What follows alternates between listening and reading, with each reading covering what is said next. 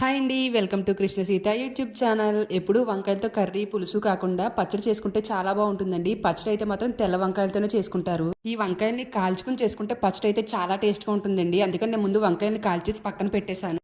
ఇవి చల్లారేలోపు అల్లం, పచ్చిమిర్చి, పోపులు అవన్నీ వేపేసుకుని పక్కన పెట్టేసుకోండి. అలానే టమాటో, కొత్తిమీర కూడా బాగా మగ్గించేసి పక్కకు తీసేసుకోండి. ఈ రోజు నేను పచ్చడిని అయితే సంతకాయలమే చేస్తున్నానండి టేస్ట్ కోసం. ఇందాడ మగ్గించుకున్న వంకాయలన్నీ కూడా తొక్క తీసేసుకుని శుభ్రంగా చేసి పక్కన పెట్టుకోండి. అలాగే ఉల్లిపాయని చిన్న చిన్న ముక్కలుగా కోసి పక్కన పెట్టుకోండి. సంతికాయలు శుభ్రంగా కడిగేసుకుని అల్లం, పచ్చిమిర్చి, పోపులు కొంచెం కల్లుప్పు వేసుకుని మెత్తగా నూరేసుకోవాలి. మగ్గబెట్టిన కొత్తిమీర, టమాటా కూడా బాగా మెత్తగా నూరేసుకోవాలి.